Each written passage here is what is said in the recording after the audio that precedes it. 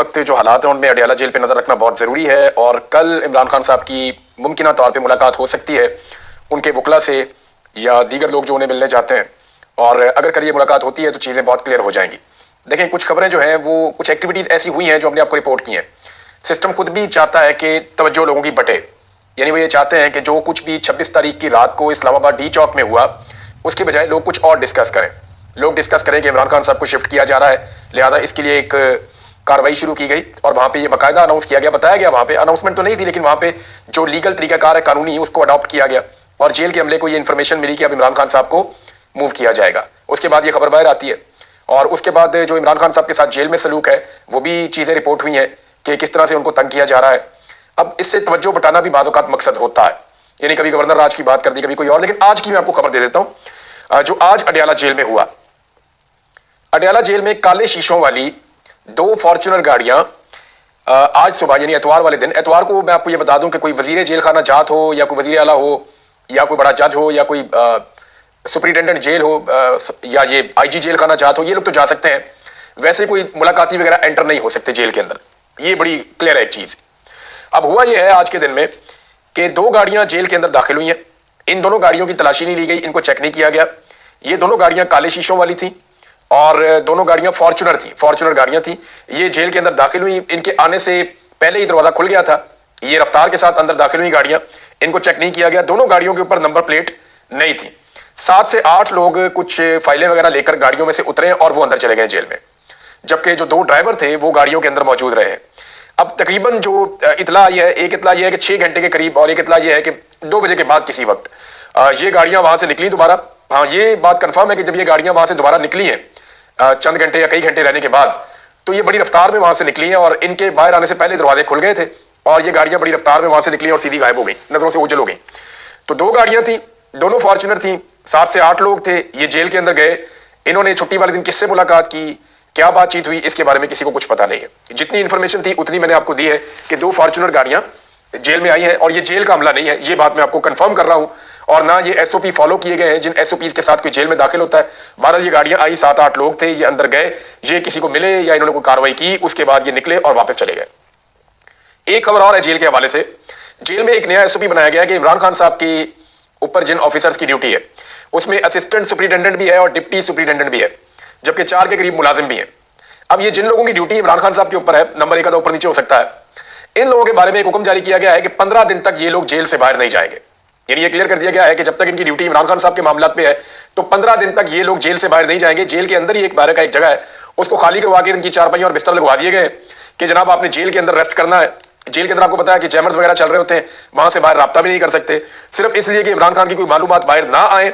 लिहाजा इन लोगों को बाउंड किया गया है कि ये 15 दिन जेल के अंदर रहेंगे। मुबैना तौर पर, क्योंकि मुझे ये इत्तला मेरे एक सोर्स ने दी है तो मैंने ये आप तक पहुंचा दी है। अब नाज़रीन, वज़ारत दाखिला ने एक स्टेटमेंट बाकायदा पूरा दे दिया है इस मामले पे जो डी चौक में हुआ।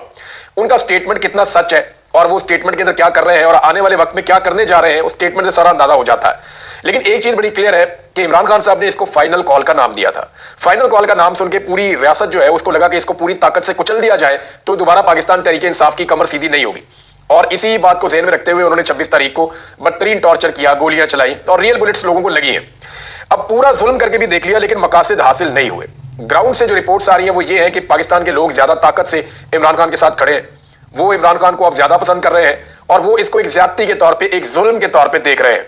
खासतौर पे जो अली अमीन गंडापुर साहब ने स्टेटमेंट दिया और जो खैबर पख्तूनख्वा से जो रहनुमा है पाकिस्तान तहरीक इंसाफ के, इवन बहुत सारे पंजाब से भी उनके जो स्टेटमेंट्स आए हैं उसके बाद उसमें कहीं वो शिकस्त खुर्दा नजर नहीं आ रहे। वो ये कह रहे हैं कि हमें हिकमत अमली के तहत मुशरा बीबी को वहां से निकालना पड़ा, खुद भी वहां से निकलना पड़ा, तो एक बड़ी मुश्किल सूरत हाल थी हमारे लिए और हमारे कारकुनों के लिए, क्योंकि हम में से कोई भी ये तवक्को नहीं कर रहा था कि हमारे ऊपर गोलियां बरसा दी जाएगी। हमें इस बात का आइडिया था कि डंडे पड़ेंगे, इस बात का भी आइडिया था गिरफ्तारियां हो सकती हैं, ये भी हमें आइडिया था कि टॉर्चर, रबड़ बुलेट्स और आंसू गैस की शेलिंग, इन तमाम चीजों के लिए हम ज़हनी तौर पर तैयार होकर गए थे। लेकिन हमें यह नहीं पता था कि हमें असली गोलियां जो बॉर्डर पर चलती हैं या जो दहशतगर्दों के खिलाफ इस्तेमाल होती हैं या जराइम पेशा अफराद के खिलाफ इस्तेमाल होती हैं, वो गोलियां हमारे ऊपर चला दी जाएंगी।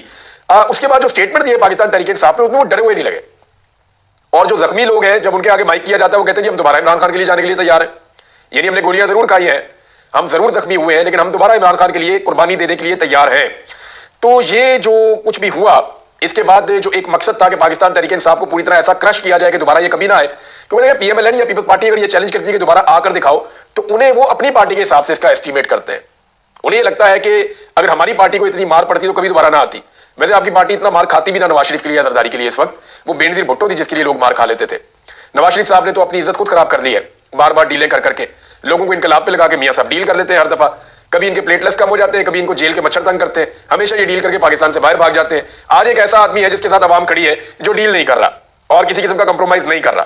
तहरीक इंसाफ के लोगों ने और अली अमीन गंडापुर ने, बाकी लोगों ने एक सवाल उठाया। उन्होंने कहा जी आइंदा अगर हम पुरअमन एहतजाज के लिए आना चाहें तो अपने साथ हम क्या लेकर आए अपनी हिफाजत के लिए। यानी इससे पहले तो वो अपने साथ झंडे लेके आते हैं, उनके डंडे, इसके अलावा वो पत्थर मार देते हैं, इसके अलावा वो गुलेले उनके पास देखिए बाज़-औक़ात, इसके अलावा पाकिस्तान तहरीक इंसाफ के लोग जो है वो मास्क पहन के आते हैं, नमक लेकर आते हैं, पानी लेकर आते हैं, ये चीजें लेकर आते हैं आंसू गैस की शेलिंग से और टॉर्चर से बचने के लिए। अब इस मरतबा जब वो आए तो वो अपने साथ क्या लेकर आए, उन्होंने ये सवाल पूछा है।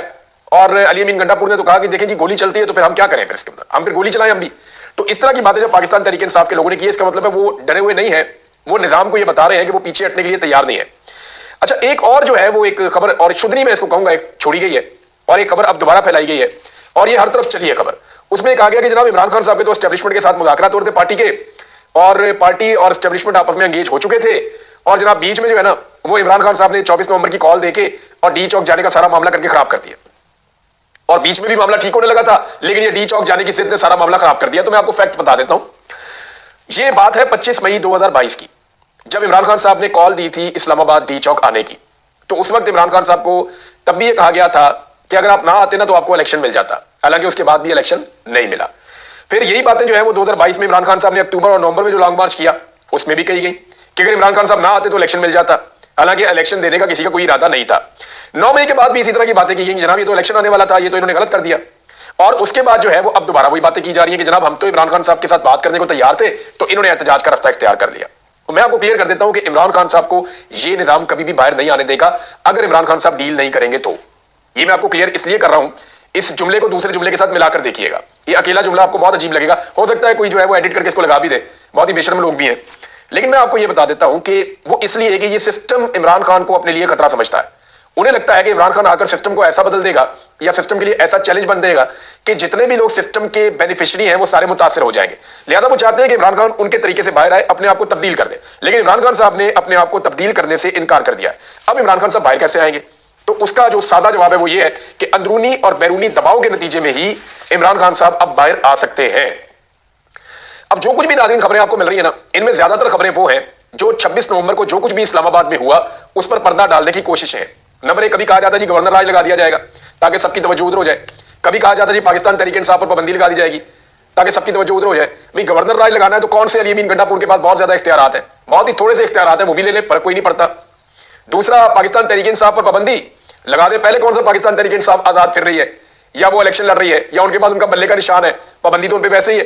तीसरा, इमरान खान साहब को जी शिफ्ट किया जाएगा एक और जगह पे, इससे ज्यादा सख्ती क्या की जाएगी?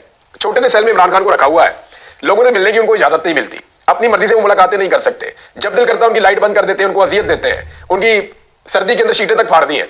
जब ये सारी चीजें इमरान खान के साथ यहाँ हो रही है तो कहीं और शिफ्ट करके क्या हो जाएगा? और इसका इंपैक्ट इंटरनेशनली बहुत बड़ा आएगा। ये सब कुछ इसलिए किया जाता है ताकि पाकिस्तान तहरीक इंसाफ के लोगों की तवज्जो हट जाए और लोग इसके ऊपर ज्यादा बात करें। 26 नवंबर की रात को जो कुछ भी हुआ उससे जान छूट जाए। अब देखें ना, गवर्नर राज की बात करते हैं। 1999 में पाकिस्तान मुस्लिम लीग नून ने ये प्लान किया था और सिंध के अंदर इसको अप्लाई करके देखा था। उसका ये इंपैक्ट आया कि आज तक नून लीग सिंध के अंदर खड़ी नहीं हो सकी दोबारा। पीपल्स पार्टी ने 2009 में करके देखा था, पंजाब में गवर्नर राज लगा के, सलमान तासीर साहब थे गवर्नर। आज तक पीपल्स पार्टी पंजाब में दोबारा खड़ी नहीं हो सकी। तो खैबर पख्तूनख्वा में तो ये दोनों की अभी भी 10% से कम नुमाइंदगी है। ये दोनों जमातें मिलकर वहां 10% भी नहीं है। ये दोनों मिलकर पूरा जोर लगा लें, गवर्नर राज लगाएंगे, ये जो 10% इनके पास 10% से कम है, ये 1% भी नहीं बचेगा। ये बिल्कुल ही बर्बाद हो जाएंगे। गवर्नर रूल एक ऐसी चीज है, जिस हुकूमत ने जिस सूबे में लगाया उस हुकूमत का उस सूबे में सफाया, और ये माजी की एक मिसाल है। ये शाहिद खकान अब्बासी साहब ने कहा कि हम अगर ना लगाते गवर्नर राज सिंध के अंदर 90s में, तो पीएमएलएन सिंध के अंदर ऊपर जा रही थी। लेकिन जैसे ही गवर्नर राज लगाया उसके बाद से लेकर आज तक हम खड़े नहीं हो सके। पीपल्स पार्टी जो है उसके बगैर पंजाब में हुकूमत नहीं बन रही थी। नून लीग की बड़ी तगड़ी पार्टी थी पीपल्स पार्टी पंजाब में, सेंट्रल पंजाब से जीतती थी, अपर पंजाब से जीतती थी, जुनूबी पंजाब से जीतती थी। लेकिन फिर पीपल्स पार्टी ने यहां पे गवर्नर राज लगाया, उसके बाद से लेकर अब तक पीपल्स पार्टी के पल्ले कख नहीं है यहां पे। तो ये तो शाहिद खकान अब्बासी साहब ने भी इसकी गवाही दी है। अब जरा नाज़रीन स्टेटमेंट आप देख लें, वज़ारत दाखिला का जो स्टेटमेंट है वो बहुत इंपॉर्टेंट है और उससे बात आगे बढ़ेगी। पहले तो वजारत दाखिला ने कहा कि पीटीआई की जो सोशल मीडिया मुहिम है पाकिस्तान में इंतशार, बदअमनी और तफरकाबाजी को फरोग दे रही है। मैंने आपको पहले कहा कि सोशल मीडिया और ओवरसीज पाकिस्तानी, ये दो चीजें बहुत बड़ी प्रॉब्लम है मौजूदा रजीम के लिए कि ये इनसे कंट्रोल नहीं हो रहे। अंदरूने और बैरूने मुल्क ऐसे अनासर का मुतल्लिका कवानीन के तहत एहतसाब किया जाएगा। पुरअमन मुजाहिरीन से 18 खुदकार हथियारों समेत 39 मौलिक हथियार बरामद हुए हैं, पकड़े गए हैं। शरपसंदों में 3 दर्जन से जायद गैर मुल्की उजरती शामिल है। जितना इंटरनेशनल मीडिया था उन सारों ने यह कंफर्म किया कि किसी के पास हथियार नहीं था।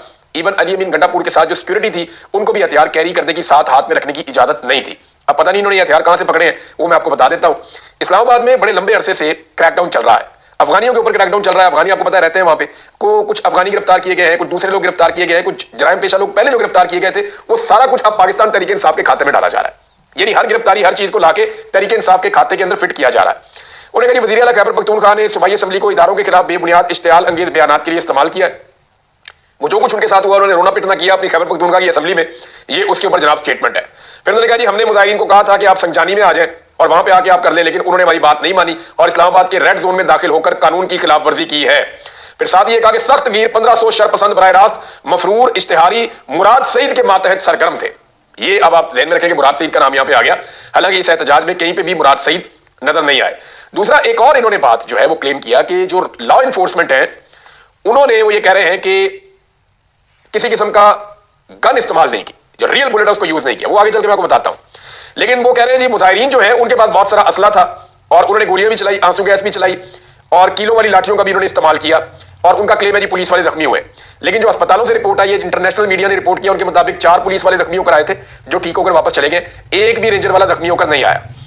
अच्छा, ये कह रहे हैं जी 1500 शरपसंद बराह रास्त मफरूर इश्तिहारी मुराद सईद के मातहत काम कर रहे थे। मुराद सईद खुद भी हमरा था और इस ग्रोह ने अस्करियत पसंदाना हिकमत अमली का इस्तेमाल करते हुए कानून नाफिज करने वाले एहलकारों पर हमला किया। ये अपनी एफआईआर या अपना सारा जो मामला है उसको खुद ही मशकूक बना रहे हैं। मुराद सईद पाकिस्तान तहरीक इंसाफ में एक मकबूल तरीन आदमी है, यानी उसकी मकबूलियत किसी तौर भी वज़ीर आला खैबर पख्तूनख्वा से कम नहीं है। मुराद सईद की सब लोग जानते हैं, ढकी छुपी बात नहीं है। अगर मुराद सईद साथ होता तो उसकी हजारों नहीं लाखों वीडियो अब तक आ चुकी होती। मुराद सईद तो साथ था ही नहीं, अगर वो साथ होता तो उसकी बेशुमार वीडियोज आ जाती। अब वज़ीर इत्तलाआत ने क्लेम किया है कि मुराद सईद जो है वो सीएम हाउस में है पेशावर में, उन्होंने वहां पनाह दी हुई है। तो अगर वो सीएम हाउस पेशावर में है और वहां पनाह दी हुई है तो जरूर कार्रवाई करनी चाहिए, जाके वहां छापा मारे, वहां से मुराद सईद को बरामद करें। और दूसरी बात ये, इसका सबूत क्या है अता तारड़ के पास, क्योंकि वो तो हर चीज का सबूत मांगते हैं ना, वीडियो प्रूफ।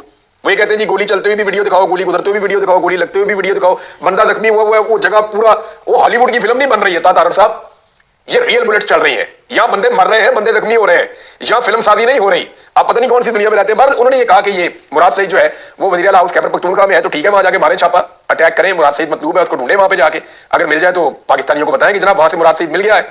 और मुराद सईद के बारे में कह रहे हैं जी ये साथ आया था। अगर ये साथ आता तो ये जितने जालिम है ना पाकिस्तान तहरीक इंसाफ के लोग, उसकी इतनी फोटोएं बनाते और इतनी वीडियो बनाते हैं कि कोई सोच भी नहीं सकता। मेरा नहीं ख्याल कि मुराद सईद आया था, क्योंकि मुराद सईद को जो है वो सख्ती से मना किया गया, उसको ये कहा गया कि आपने सामने नहीं आना, आपकी जान को खतरा है। पॉलिटिकल आदमी है। अब उसके मामला ये है कि मुराद सईद हो गया, मैंने पहले भी आपको बताया था कि मुराद सईद के बारे में, कासिम सूरी के बारे में और एक अटक से हैं जुल्फी बुखारी, उनके बारे में यह है कि उनका सामने आना मुश्किल है इन हालात में। और भी कुछ लोग हैं, लेकिन ये 3 लोग मैंने आपको पहले भी बताए थे। अब आप एक और चीज देखें कि गुज़िश्ता चंद दिनों में जितने बंदे पकड़े गए ना वो सारे के सारे पाकिस्तान तहरीक इंसाफ के खाते में, और हथियार किसी मीडिया को, किसी बंदे को नजर नहीं आए चलाते हुए, लेकिन हुकूमत ने हथियार भी बरामद कर लिया। वो पता नहीं कहां से बरामद किए, इसके बारे में कोई आइडिया नहीं है। वो कह रहे ड्यूटी पर मुतय्यन 3 रेंजर एहलकारों को गाड़ी चढ़ाकर शहीद कर दिया गया। अब ये भी इल्जाम पाकिस्तान तहरीक इंसाफ पे लगाया गया। इब्तदाई तहकीकात के मुताबिक अब तक जो सामने आया उसमें यह है कि ये एक नौजवान था जिसका ताल्लुक जो है वो नॉर्मली पाकिस्तान पीपल्स पार्टी से बताया जाता है। शायद खकान अब्बासी साहब की भी जानने वाली वो फैमिली है और इनका रैली से या कोई ताल्लुक पाकिस्तान तहरीक इंसाफ से नहीं था। और उसका जो इब्तदाई बयान है वो ये है कि उसको पता नहीं चला, वो देख नहीं पाया एहलकारों को, और उसकी तेज रफ्तार गाड़ी के साथ 3 रेंजर एहलकार जो हैं वो शहीद हुए थे।